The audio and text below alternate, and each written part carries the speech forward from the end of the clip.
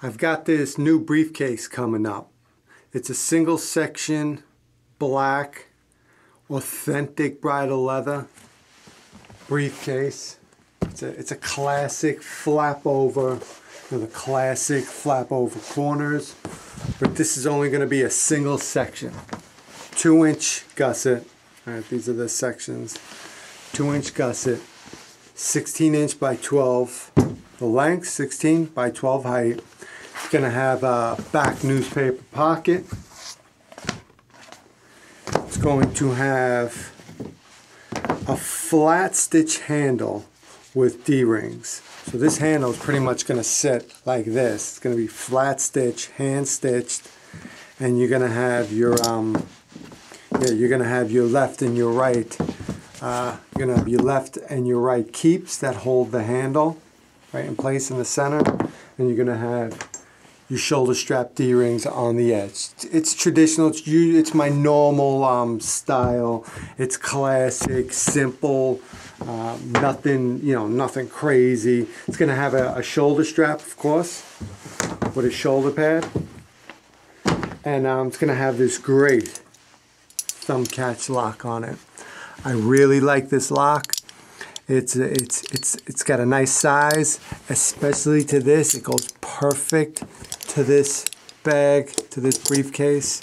It's going to be right on the front like that.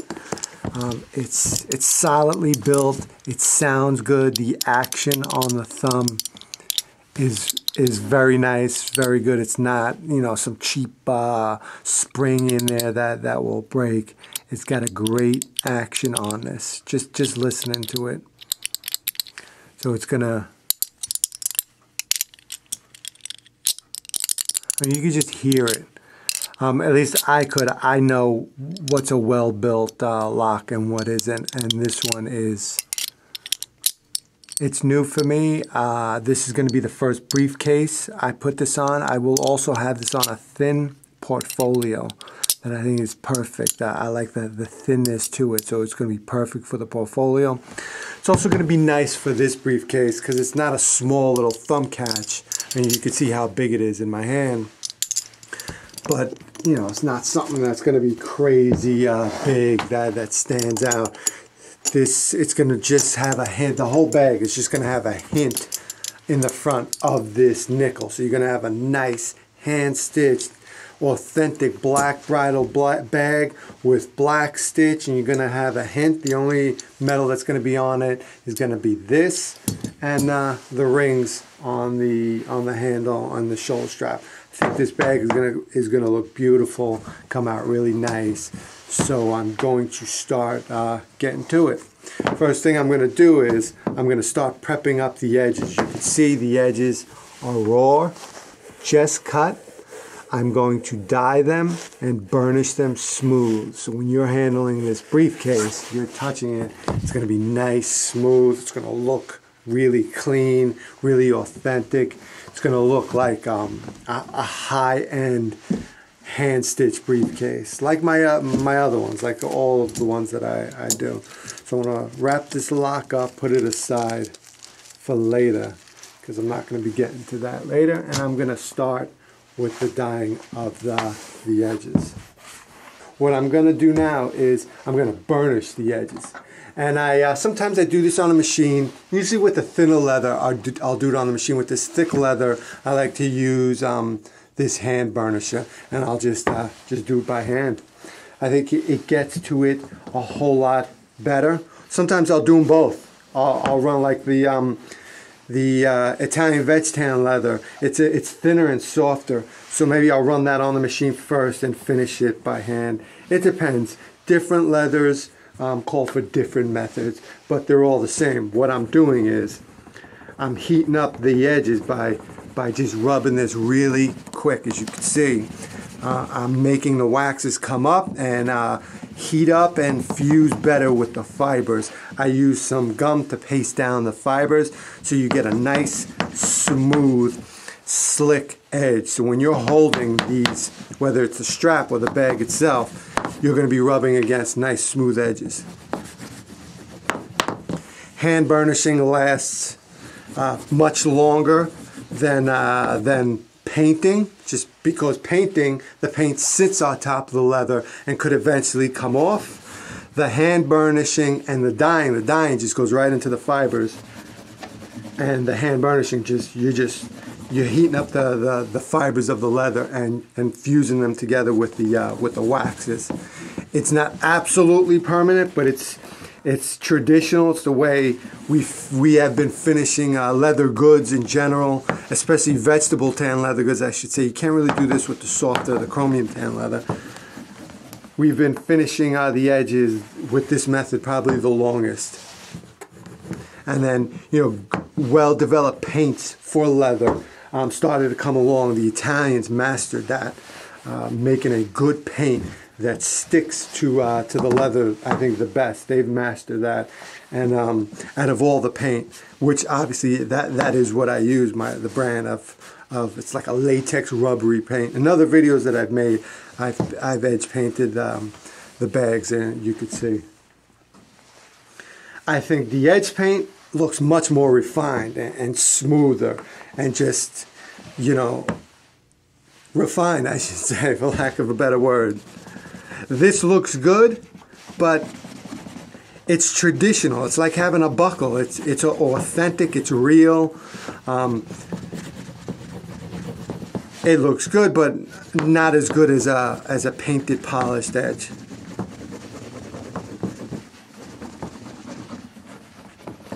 So I'm going to finish this up, and then we will get to punching all the holes for this briefcase, so I could start sewing.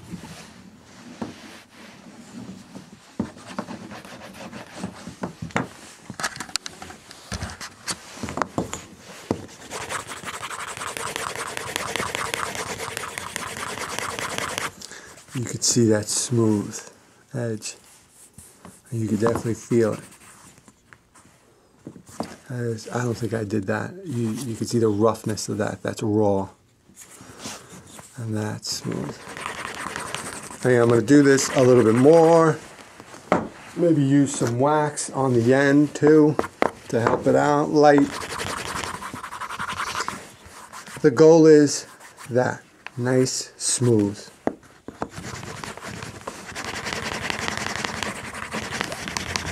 Takes some time, but takes some muscle too, because obviously you see what I'm doing. But the end result is incredible.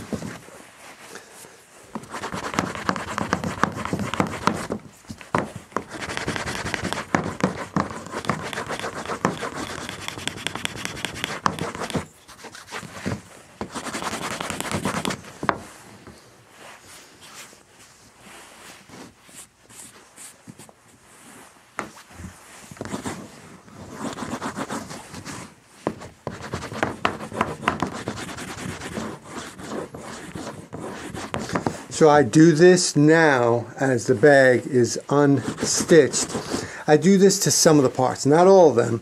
I finish this off when all the parts that are not going to be stitched, like this strap, is not going to have any stitching. It's got the nice, beautiful bridle leather backing, no lining, and then the top part. I'm not going to put another piece of leather.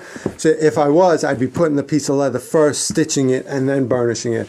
That's what I'm going to be doing to the parts of the bag that are going to have the gussets. I don't do this now. I do that at the end, because my goal is to take multiple pieces of leather, 2, 3, whatever, and try to get them to be as tight as possible.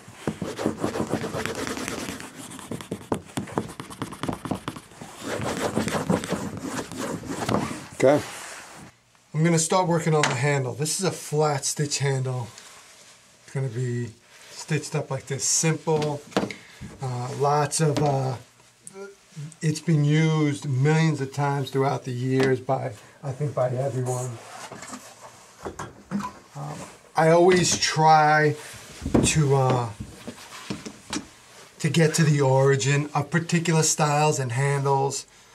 Just because and locks and the way bags are made, and you at least I can tell, you know, what locks came from where and what particular styles of handles and straps and everything. With this handle, I've seen this used all over the world for, I think I've seen it on bags definitely decades from here, definitely into 40, 50 years from now, from bag making, from Americans to Europeans to Japanese, to you name it. So it's a popular handle.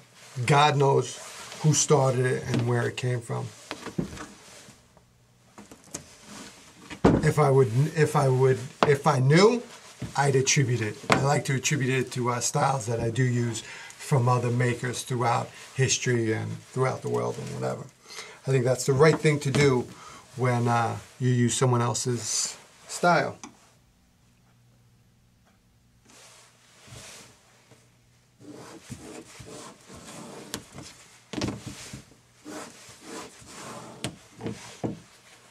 I'm gonna grab some D-rings.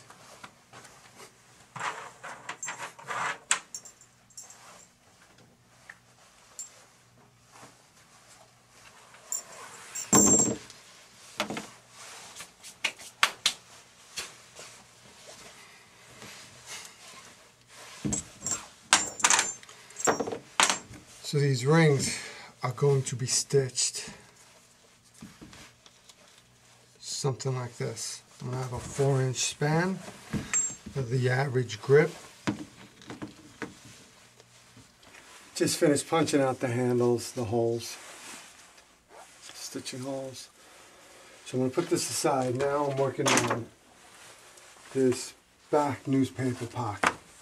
We punch out all of our, we don't push the needle into leather.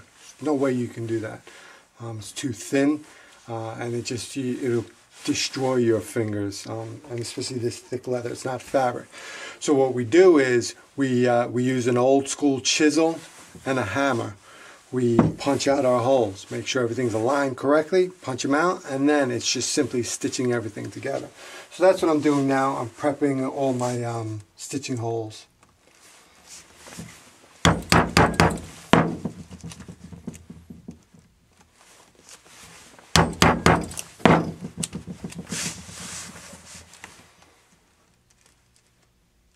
Working on the back panel.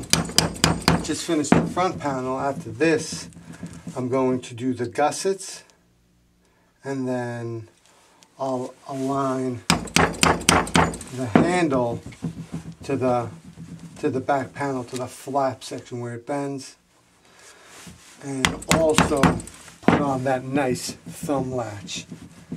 I think this will look incredible with this black leather. You know, just that center of nickel. It's going to look great. I can picture it in my mind how it's going to appear, and it's bigger than a normal thumb catch, but it's flatter, and it's just great. I love that thumb catch. I see me making and incorporating that into many different styles. That's why I'm excited about it.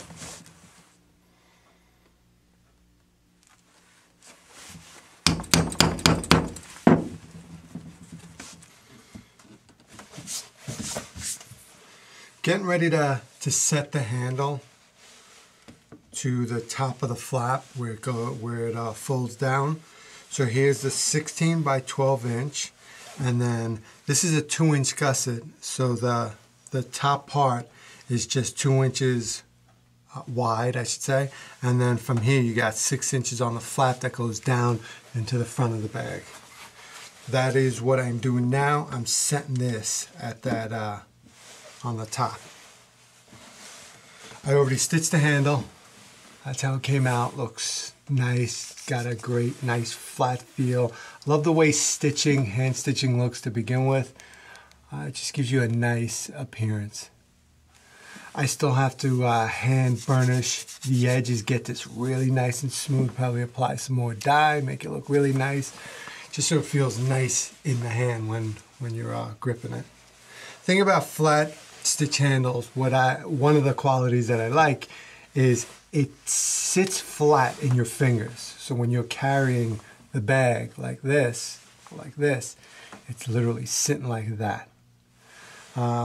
As opposed to, you know, my other bottom cross stitch handle, it sits sort of flat, but not, obviously not as flat, because it's made to contour to your fingers and the bend of those fingers and the way it you know, it grips like this.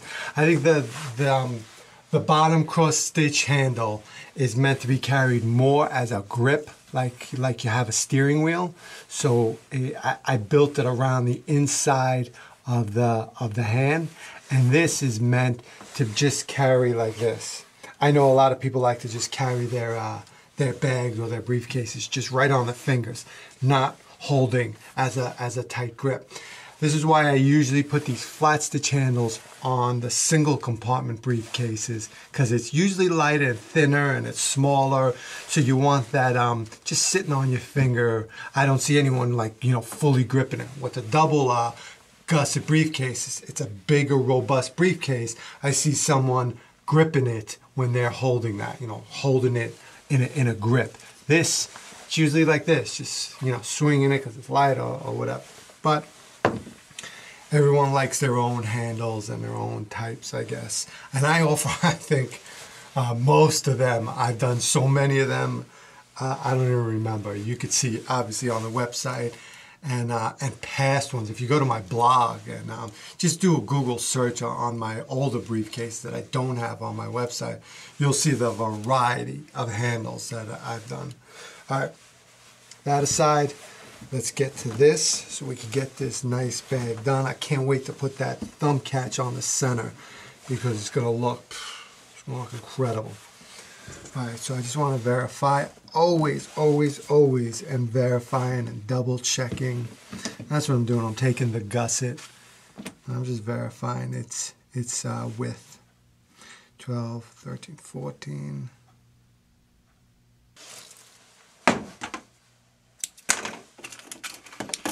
I'm going to install the handle and the left and right keeps to the back panel.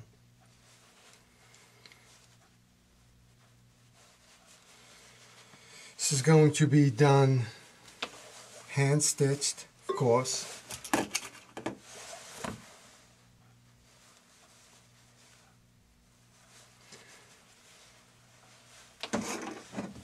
Okay. I'd say when stitching a bag like this is probably the hardest part to stitch.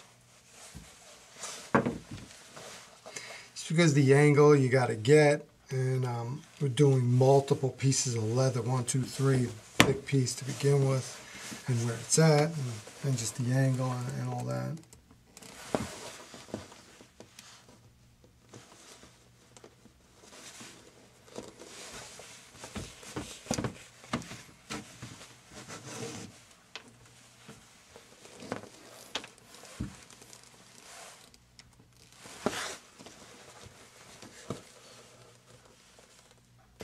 Doing this handle, and it definitely is a pain in the neck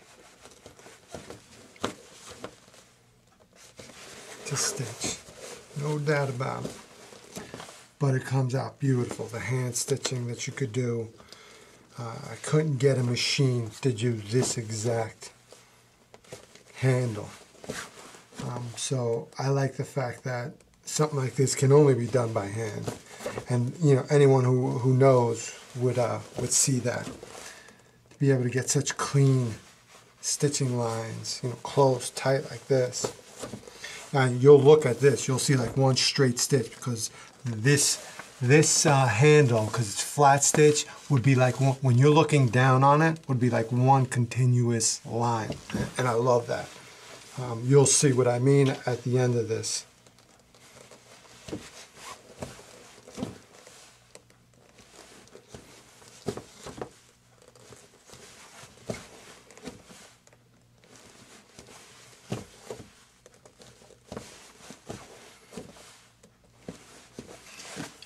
Check that out. Look at that curve. Love the way the angle looks. It's like perfect right in the center. And then where the thin part, the width of the briefcase is going to sit like that. But here's that continuous stitch from the back, from the top. Look at that. That's just beautiful.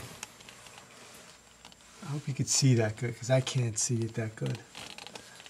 But I'm going to take some still shots of this from the top. You'll be able to see exactly what I mean. But still, you can see, when you look from the top, it's like a continuous stitch right there. Love that. The aesthetics of it, the beauty of it. So yeah, that looks good. Coming out good. You got your shoulder strap rings right there. Once this thing is formed, it's going to flap over like this. It's going to have some good handle height, good drop. Yeah, it's good. I think I'm going to put some screw posts right here. One there. I didn't want to fill up the whole top with that much silver. And you got the silver right here. But I think a screw post here and a screw post here will look nice, will look cool. Plus, I think it's needed. I usually like to definitely put screw posts here. Or what I could have done was move the shoulder strap ring maybe an inch in or half an inch in, but I like them when they're right on the edge. I was contemplating of putting the rings right on the edge, and I might do this on another style, do something like this, where you'll have a piece of leather right here and the rings hanging here. So, you know, when you're on the side and it's on the top, you'll have that ring all the way on the edge. I like the rings the furthest to the edge as possible, as opposed to, I see some briefcases, well, they'll have their rings like right here. You know, they're sticking up here, so the shoulder strap is got this much width to it, and you know, your body, you're expanding that out. This should, when this briefcase drops from here to here, it should be about that much. That's where those rings should be. So if you look at that, it should be right there. If your rings are here, when that's dropping, and if it's coming in, the shoulder strap is almost like coming into your body. I think that's uncomfortable. Not just that, if you're wearing a suit, the most you want to do is keep that shoulder strap away from your suit as much as possible, because it's going to wrinkle the thing. So if you got that shoulder strap and you're holding the briefcase on the side, and the shoulder strap is sitting straight down, that's where you want it, both sides, straight down. If it's coming in to get closer to that handle, it's eating into to your breast right here, and it's going to wrinkle the suit and over time, and I wouldn't do that. Personally, I don't like holding briefcases on the shoulder to begin with. I think it's the last resort. I think it's uncomfortable, and if you got a suit or any nice clothes, you're wrinkling that with a shoulder strap. Forget about putting it across your body. Forget that. I hate carrying a briefcase messenger style, at least these briefcases. If it was the softer ones, fine. I'm not talking about the women's crossbodies. That's a whole different animal. I'm talking about straight up briefcases, these size that get heavy. When you're putting them on you, if you're going to wear a crossbody, you're putting a lot of weight, and whatever you're wearing is going to be wrinkled up by that shoulder strap and then the weight of the briefcase. Best is laying it right here on the shoulder, minimal contact, and just letting it hang down, and the rings as close to the edge as possible. I think that's the most comfortable. I don't like necessarily the rings on the side, the gussets. I think it pulls the gusset, and I don't like what it does to the briefcase. And plus, that's really, if you're wearing it a crossbody, like a messenger style, putting them on the gussets is much more comfortable if you're going to wear it like that. But I like the way this came out. That's beautiful. This is done. I'm going to now put the lock on and then start stitching this up. That's the meat of this stitch to come. These white lab coats get so dirty. Forget if I wasn't wearing this, my clothes would get dirty every day. It's just got all this stuff, you know, the paint and the oils and everything. All right, so I'm at, I think, the best part of this bag. As you can see, it's flat, and I'm about to put this beautiful lock. All right, look how thin it is, and it's got some substance to it. I love the catch on it. I've played around. I've installed many locks. I think all in the industry, if you ask me, at least definitely every type. I love trying out new locks. I design my own. I have my own built. This is not one of my own. This is from one of my vendors. But still, I know what's out there. I know the insides. And there's cheap ones and there's bad, poorly made ones. This is a really nice lock. Just the catch, the action on it, just tells me that this is well built. These are hard to do because they use cheap springs, and you could just hear it, and it just doesn't catch good. But this is a good lock, good catch. It's got a nice clean catch to it. Look at that. And you hear it when it closes. So putting this on, it's gonna look beautiful, and it's gonna be like that, somewhere like that. Look at that. It's cool, right? Cool. Got thin. That's also what I really like about it. It's got a thin profile, and when you look at it from the side down there, look how thin that is. Usually they come out maybe another 1/4 of an inch, maybe out like that. This has got a nice thin, and it's even going to go down once I embed it into the leather. All right, so enough of the lock. I could go crazy with these locks. I collect locks. I've got old locks from the Eagle company that used to manufacture in America. No lock maker makes any locks in America today. There's specialty ones, but no case locks, luggage locks. No one in America makes them today. Where do you got to go? China, Italy, the Italian locks. They corner the market. That's the best made locks in the world. The Chinese, some are good, some are really bad. Usually with the Italian locks, all the lock makers out there are good. I haven't seen any bad ones. All right, so I'm going to put this lock together. I'm going to line it up, and then we'll see where we are at.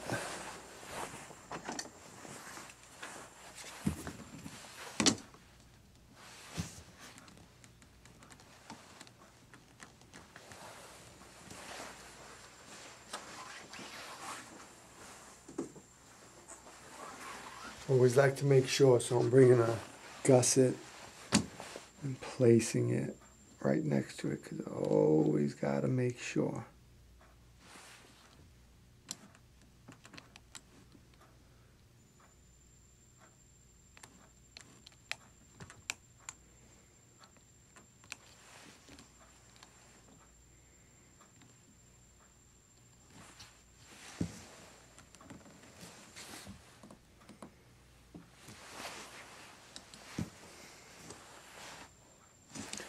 Once I have my line and everything is centered,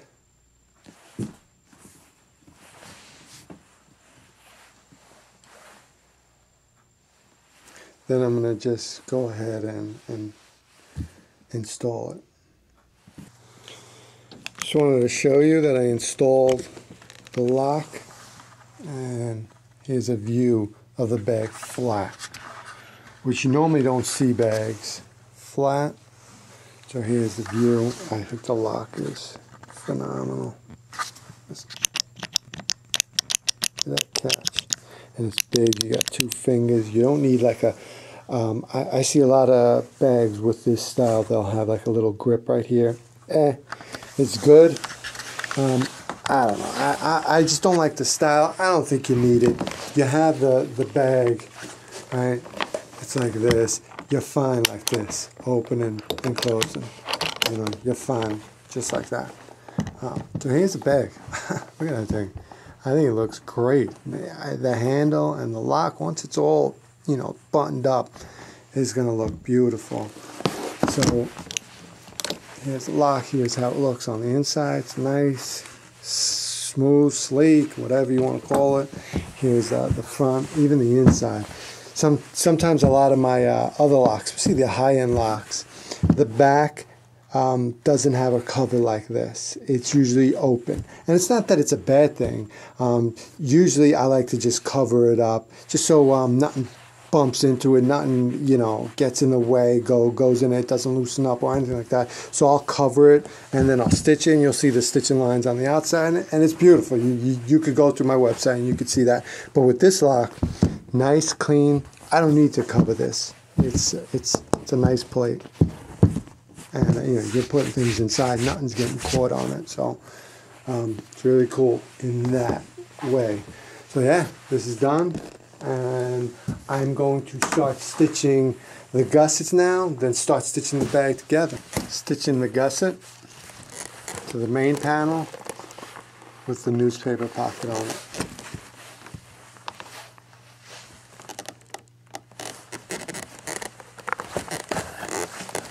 This is the long run stitching that I always talk about in my videos. This is where it gets repetitive, but you need to have a focus, because you can mess it up. You can mess it up and not know if you're not focused, if you're not feeling around. You could pop the thread, and the worst case, pop it just not enough where you don't realize it, and it goes out and it comes undone down the road. So this is where real focus is needed. I think this is where also the skill comes in, to know. I see a lot of my, I should say a lot of the people that I train, I see the way they work, and they'll do this stitching. I teach them. It's simple. It's not difficult. One needle goes in one hole, the other needle goes in the other hole, just like a machine would do. That's it. Simple. It's not rocket science. What's needed, the skill that's needed is to have that focus, because you're gonna, you know, I'm stitching now. It's gonna be a few hours to do these parts, at least a couple of hours. What's needed is that focus, that mental focus to be able to complete it, because I have a lot of people that have worked for me. This is what gets them at this point. You know, they start stitching for a couple of minutes, 10, 15, 30 minutes, their fingers start to hurt. They just don't have that mental focus. It gets boring just to be so repetitive. So that's where skill is needed, to be able to finish what you started, to put your mind in and invest your mind into doing this project to completion. So that's one thing. The other thing is to know when you pop a thread. I could easily pop a thread and not know it if I didn't know what it feels like. I mean, I could feel the thread when I angle my needle in the holes. I know where this one thread is in the hole, and I know where the needle's going around it. So that's one part of it. I also know, I could just tell, I could almost hear it too sometimes. I could almost feel it in the thread. When maybe some of the strands might pop off, maybe a quarter of the strands. I think the strength of the thread can take a couple of strands, you know, can pop off, no problem. The thread will still stay strong. But I think if you break, I don't know, less than a half, maybe around a quarter of the thread, if you break it inside the layers is what I'm talking about. Outside you could see it. Hopefully you catch it, you redo it, you do it over. But you can break it inside the leather when I'm stitching. So here's one. And then if I'm going into the hole where there's thread with the needle, I can potentially pop that thread, break maybe a quarter of the thread inside. Won't know it visually. You should know it, where the skill is. You should know, should be able to feel it and see when you're pulling on it. You should be able to see if there's a break in it. But somebody who doesn't have that skill won't know it. A quarter of it will break in there. They'll finish up the stitch. It'll look perfect. It'll look like a fine bag. but there's a certain amount that if you break this thread, it'll stay until down the road where it'll pop and come undone. But I think if you pop more than half of it, it'll start to unwind right here, and we would catch in the quality control before the briefcase goes out. But the skill is that if you break partial of it inside the layers and you don't catch it, the customer's going to catch it down the road. So that's where it gets tricky.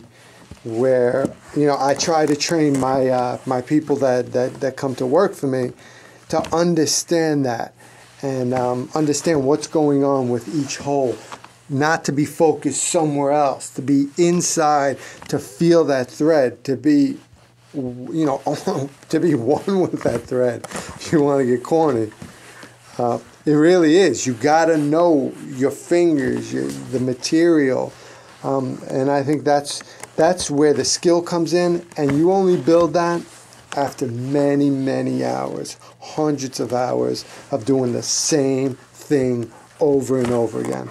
That's where you build it. You're not going to build it. You're not going to learn it in a book. You're not going to read it. You're not going to get it from some teacher, from me, or from anyone. The only way you're going to get it, like any skill, is to do it over and over again. Then you know how this material feels, what's right and what's wrong. You're going to know when you mess it up dozens and dozens of times. And that's what used to happen to me in the early days. Oh, I used to mess up. I can tell you 12 distinct times when in the early days when I was building a bag that I just wanted to give up. I threw the bag across the room and just gave up. And I gave up for a couple of weeks. But I always came back because I wanted to conquer it. I wanted to get over that. Whether it was a design issue that I was having, I couldn't get the bag to stand up straight or stitch correctly or whatever the issues were. You push through that. You just keep on messing up, and eventually, I think, at least for me, eventually, I got it right. But that's what I tell my people. It's going to come in time. It's not going to come after a few weeks, a few months, even a couple of years. It's not going to come. You got to do this every single day. It's like playing a guitar. I always use that analogy. If you want to become a good musician, you got to practice every day till your hands are raw, till there's calluses and they're bleeding. And even then, you still got to push through it. It's the same thing. We're using our hands. It's almost like you're creating music. We're creating art. So you got to have that focus, that artistic sensibility. You got to be in your artwork. This artwork is, when you're working on something, it's the end of the world right here. That's what it is. When you're an artist and you're creating this stuff, it's the end of the world. You hate it and you love it. But what you're creating, you're focused at the end of it. You're putting it out. This is it. This is the meaning to life, all in this stuff. And sounds cheesy, but I don't know. That's how it is. You bleed, and everything comes into your stuff. That's the type of employees that I want, and I have. I have a couple of them. That's what I want to go into. That's what goes into everything that I make, but that's what I want them to go into. I want them to leave it all on the table and in that bag or in that item. Don't take anything home. It's got to be left right there. If you're taking stuff home, then you're shortchanging that customer. And you're shortchanging your name, because with each item you make builds upon your name, your brand, or whatever you want to call it. So I'm going to stitch this whole gusset up. Stitch this up. That's a single gusset briefcase. Put the panel on. And then do the shoulder straps. And then this briefcase is done. Can't wait. Can't wait till it's all done. Then I finish dyeing the edges, burnish them nice and smooth so it feels incredible. And then I'll take some nice still shots on a white background. This briefcase is going to look beautiful. Can't wait.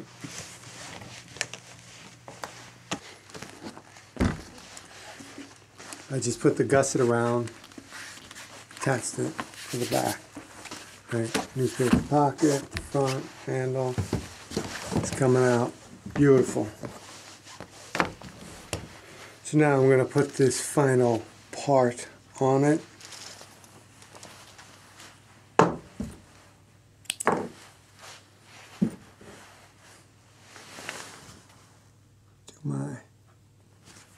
Thread my needles. We always work with 2 needles when we saddle stitch. Sometimes I saddle stitch with 1 needle. I don't recommend that for people just getting into saddle stitching.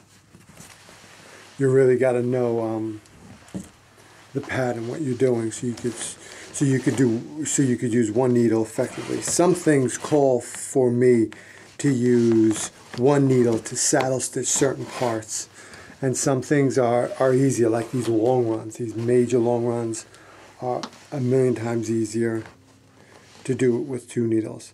But it can be done with 1 needle, but I wouldn't recommend doing these long runs with 1 needle.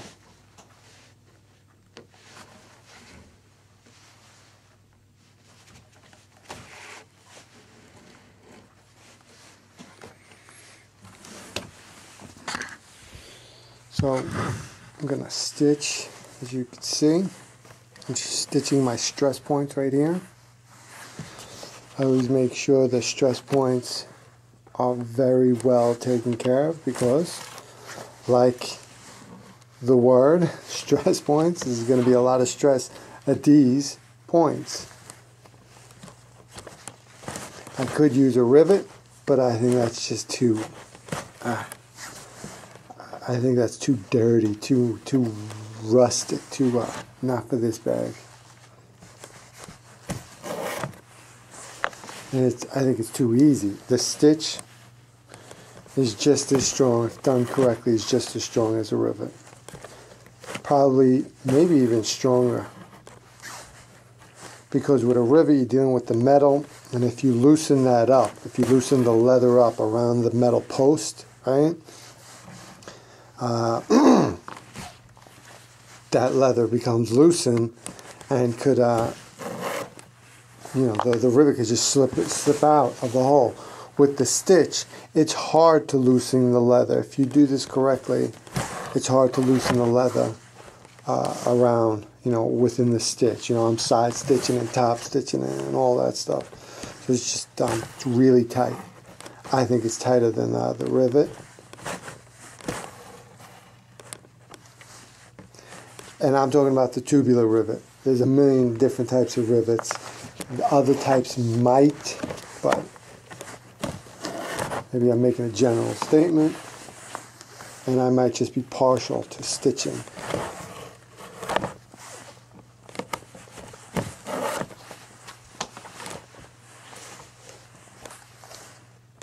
We'll finish this up, and then we're going to burnish the edges real nice.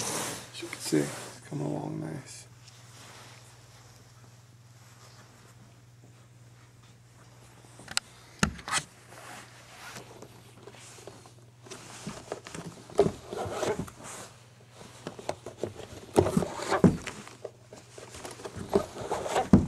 Putting the front panel is always usually the easier part to stitch, especially when there's no lining. It just pretty much zips right through.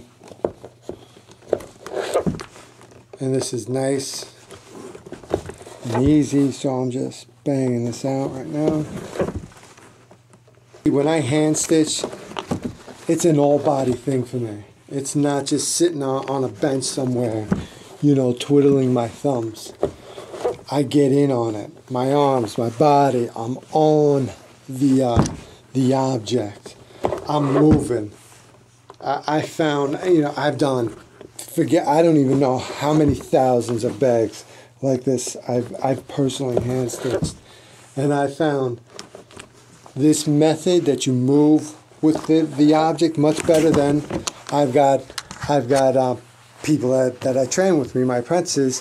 They ask to sit down. They'll sit down and they'll do this.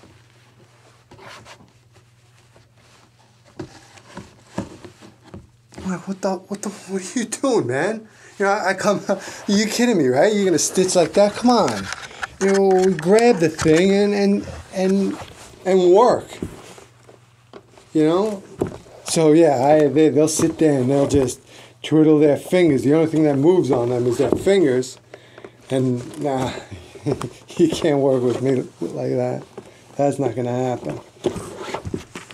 You're gonna work at least to my level. I hope you could do better. It would be in your interest if you work for me and work better than me. That's how I always been. When I ever work for anyone, which I've worked for myself, thank God, most of my adult life. But when I worked for someone when I was younger, I would always try to beat the boss in his work. If he was doing it this fast, I would have to go faster and not ask for any more pay, and it would never come about that. It would come about that I'd try to beat him and make sure whatever I did better and faster than the boss. And of course he knew it, and it always gets acknowledged. But that's my philosophy on working. You know, I work with my hands my whole life, and you got to get in it, man. You got to get in on this stuff. And you can't be afraid to get dirty or get hurt or anything like that. You know, we're not pushing papers. We're not on a computer. You know, we're creating things. When you create things, you can't just sit like this. Oh, okay. Here you go. Oh, there's one hole. And now, there's the other one. There you go. Oh, that's nice. Okay. Oh, there's another one. Ah. It's not the way I work. It's not the way these things get built.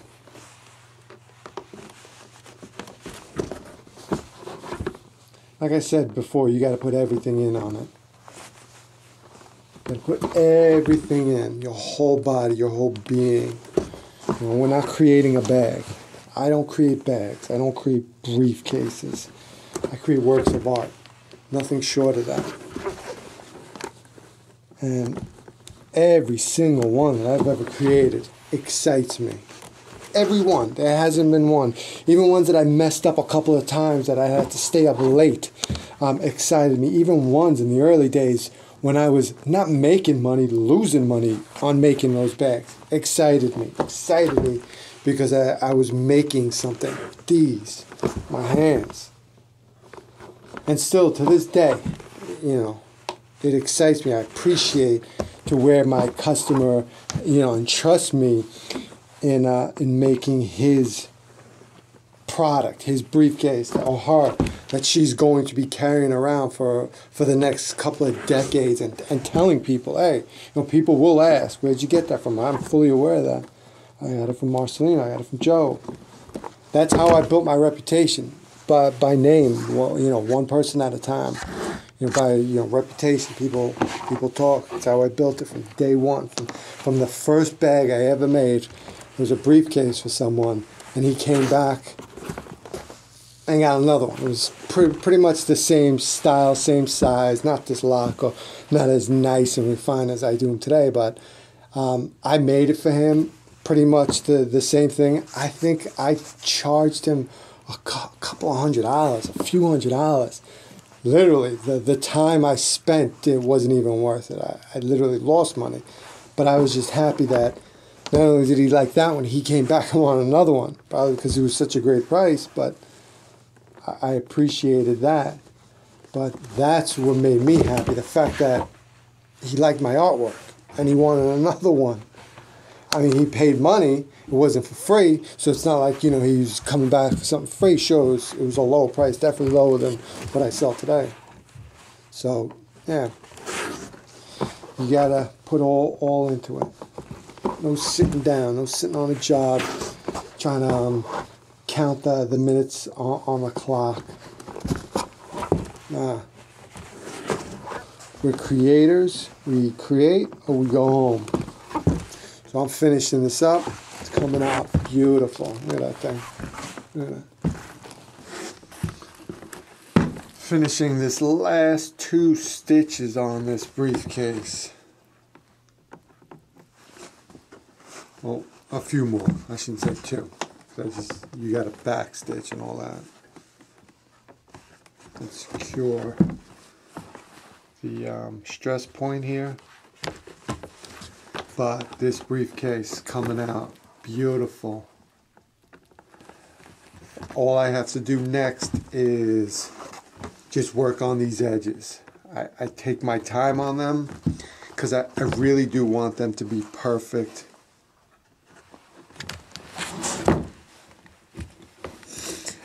Edging on a briefcase, I would consider, it's almost like packaging. It's not the main thing. You know, it's not the main reason why even a customer would buy your briefcases, because of the way you do your edging. You know, there's other main reasons why. But I think it's a nice secondary. It's that if someone's looking for attention to detail, it's that marks that attention to detail. So if you pay, you know, enough attention to it, you'll get nice, beautiful edges that look good and feel good, and it just finishes out the briefcase. Like I said, for the average person, I don't even think they even realize what goes in, not just to the edging, to the lock, to everything, every part. There's so many different parts to the corners. There's so many different parts that me as a maker, when I look at even other makers' briefcases, you know, we all evaluate each other's stuff. That's just the way any artist does. An artist always evaluates their own stuff and competitors and the like. When I look at stuff, I know where to look at those really pinpointed parts of the item, and I can see if there's attention to detail. And I think some customers, at least mine, it seems like a lot of customers and clients that come to me, they know where the leather is. They know the types of leather. They know the sourcing of some of the locks. They know other makers that are out there. They're really well informed. I'd say that a majority of my customers are really well informed in this. Sure, they're professionals. They got their own thing, you know, lawyer, doctor, whatever. They don't want to make the briefcase, but they're informed, and I take it that they're informed, same thing as their suits, where they come from and what makers are out there doing that. And I think that's great. It's great to be informed on the sourcing of your products, whether it's your car, your house, or your clothes, or whatever you buy. An informed buyer is the best. They know what they want. You know, the majority of my customers know what they want, and they've done their research. They see who's who, what's what, and and they made their choice. All right, so this is stitched up, beautiful. Looks great. Let me just grab the paper here. I like to stuff the bags, especially as I'm doing the edging. It helps to form it out. I suggest when you're not using these briefcases to keep things in it, stuffing in it, especially in the beginning, especially the first few months. Keep it stuffed, especially if you like that structured look of the briefcase. To keep things in it, and I don't mean just a book. I mean something like what I'm doing. I'm putting paper inside. Maybe keep some old T-shirts, old clothes inside. Something that's got some stress on the edges and helping to stretch it out. And as it's stretching, it's forming. I think it's a good idea to do that. It's not necessary. I'm doing that now because this thing is so new. I'm going to let it sit like this. For days, weeks, if I don't have to get it out to the customer right away. just to sit and let the stitching stretch to where it's supposed to be, the edges and all that. You know, I'll try to form it as much as I could, but it's really the stuffing and the resistance that's gonna form it. And it doesn't stay like that, of course. It's leather, but there you have it. All right, so.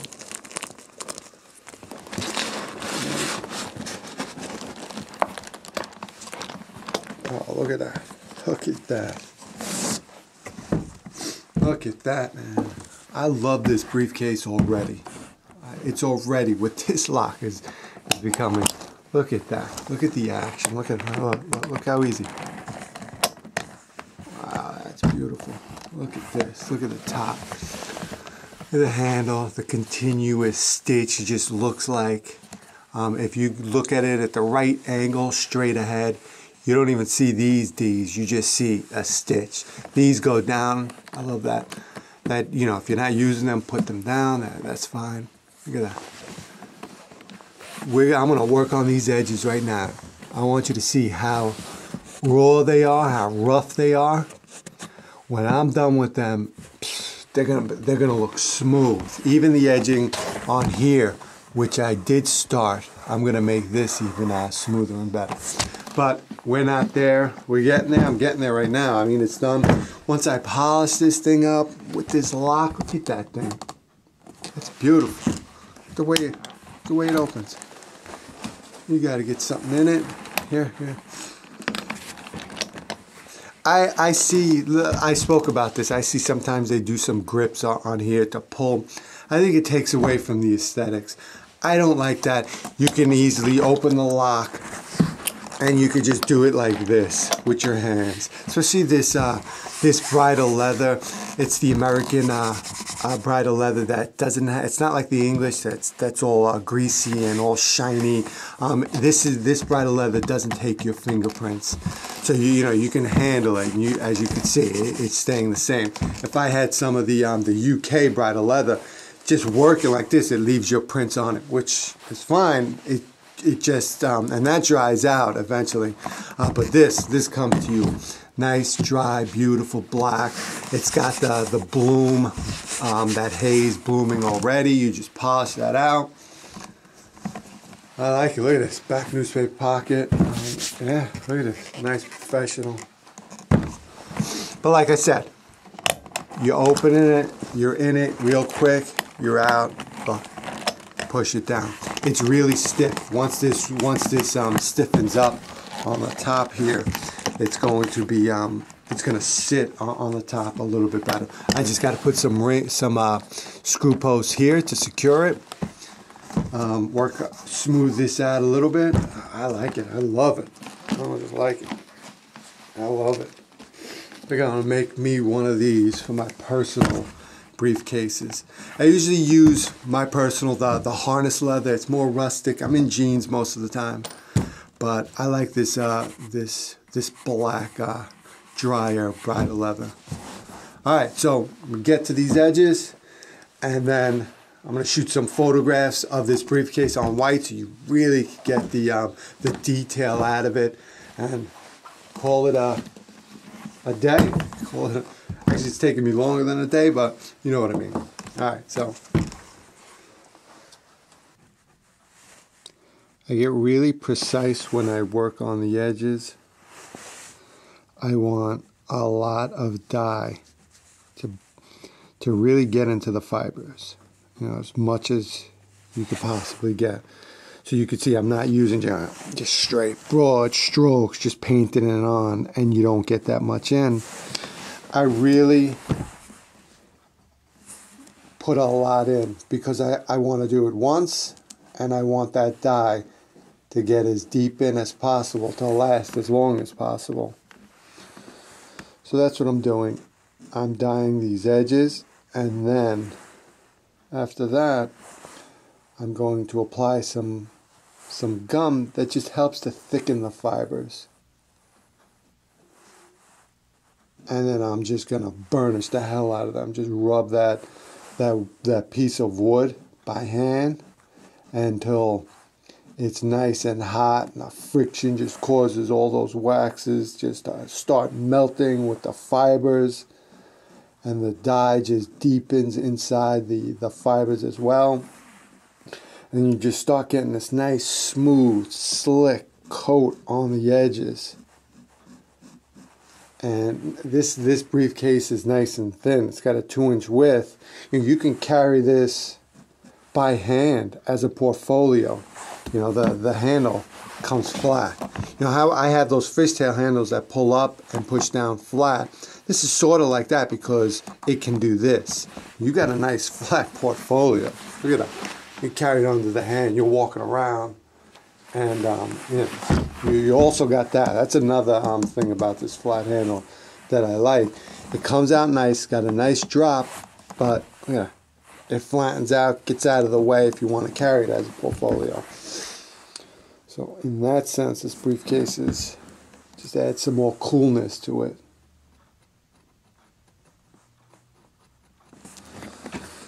So I'm going to finish up with this slow process, but careful, very, very careful. I don't want to screw up the rest of the leather. Look at that, I already screwed up this cotton tip. Gets all over, forget it. If it gets on me, no problem. If it gets on my briefcases, that's when I start to cry. And yes, I cry only when my briefcases get messed up.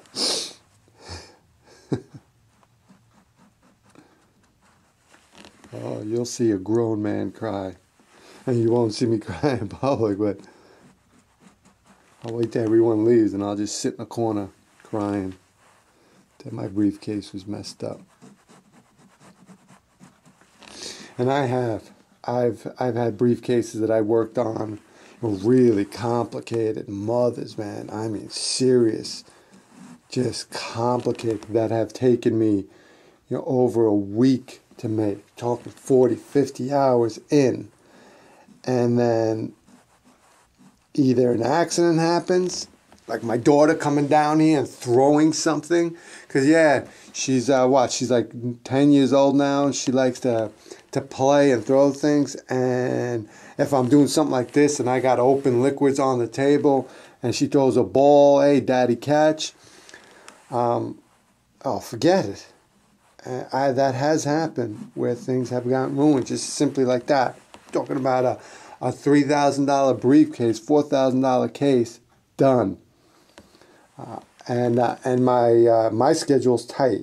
For me to take out another week, a week long briefcase to put into my schedule, it's insane. It's very difficult for me to do because it's tight. I tell my customers this is around the production time, and they expect it, and I like to be on time. I don't like to go back to my customers saying, "Oh, this happened." I don't like excuses. I don't like them personally, and I don't like to give them. Say you're going to do something, you do it. That's it. So, what I would do, what I have done in those instances, is you just work through the night. You don't sleep. That's it. Pay extra people to come down and help as much as they possibly can.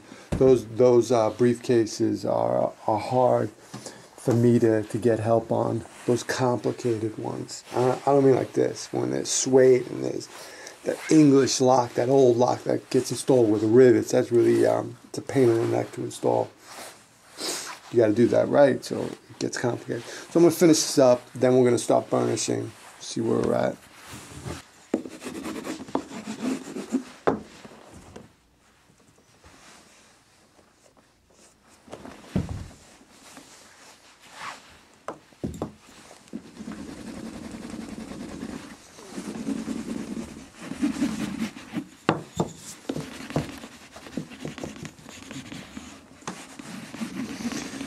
Really want to get these edges perfectly smooth.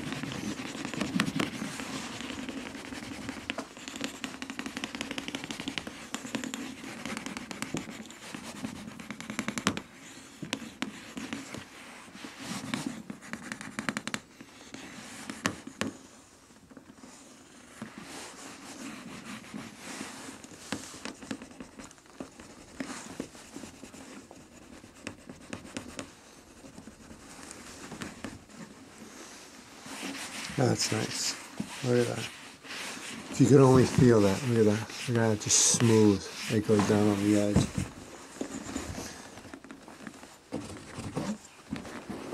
Alright, it's got this last piece to do. And I'm going to polish the bag, and this thing is going to be one for the history.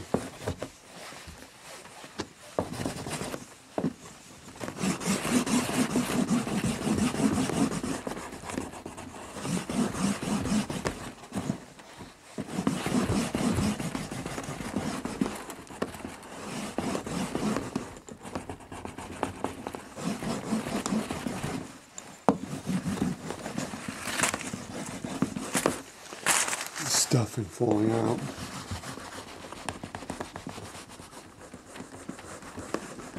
All right, that looks good. That looks nice. Feels nice. All right.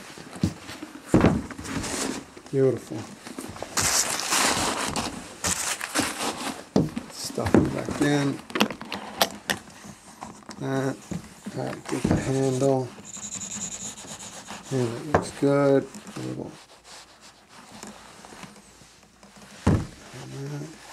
This is just a gum. It helps the fibers, the raw fibers, whatever I cut into with the edges. It just helps it to sit better, to lay better with all the other fibers. And it helps you get that nice smooth feel.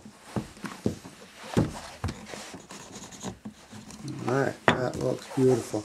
I'm going to go get the polish. Actually, I got it right here with my son. Alright, and let's polish this up. Make it look really nice. I just use, I like this company, Oakwood. I use their leather oil. They also have a paste I like to use that's really nice.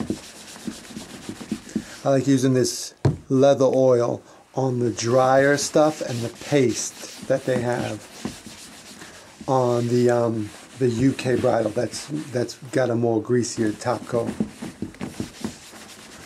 So put this on. This stuff, it's food for this leather. It just eats it up, just soaks it up, and you gotta put this on every once in a while, depending where you live, how dry it gets, and all that sort of stuff. Look at that. That's beautiful. And once you polish it up, it changes it. It's because the oils in it. It's just like we're dealing with skin, right? It's just like your own skin. When you oil it up, you get away from that dry, flaky look on some human skin. Same thing, same concept. You're moistening. You're just making this skin, this leather, moist, and preventing the patina, which a lot of people like that, but the patina happens. A lot of people play around with that, let it get to a certain patina, a certain dryness, and then that patina forms, and then you keep it oily. If you keep it oily all the time, you're probably not going to form that patina as quickly. Some people, I've taken leather, especially the no-dye veg-tan leather, and just left it out in the sun. I would oil it and leave it out in the sun to bake, and then you'll get that the heat from the sun just like cooks that oil in the skin, and you get that goldenness. And I've done that multiple times. Like I would oil it up, leave it out in the sun, it would bake. Next day, same thing. I do that with no-dye veg-tan leather belts a lot. The goldenness that the sun brings is it's really nice. But same concept with this. If you wanted to patina this black leather, bridal leather, I would oil it like I'm doing now, Leave it out in the sun. It's gonna cook that oil and dry it into the skin, and it'll start to get this beautiful fade. Just like an old pair of jeans, this black leather, specifically this type, this dryer, this American bridle leather, it fades incredible. If you've ever seen like old saddles, old American saddles that have faded, that sit out in the sun all day, and you know, the oils of the rider mix into it and it forms that patina. It's the same way that this would happen to it's the same concept. It would fade like that.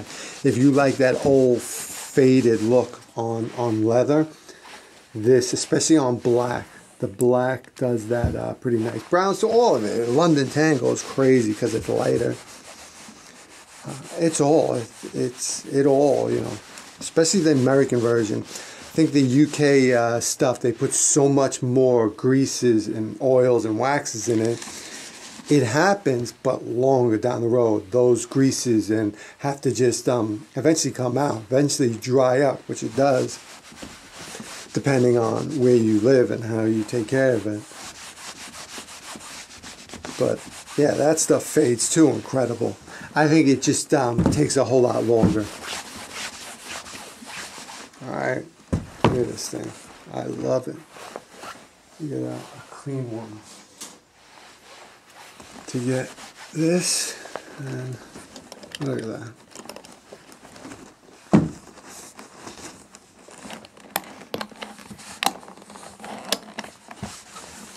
That is finished. This is a new style for me. I'm not sure. I'm not even sure what I'm going to name it. But I'm going to, oh, I forgot. I got the shoulder straps to do. You know what? I'm going to do this shoulder strap. Then I'm going to take it by the briefcases in the front of the showroom.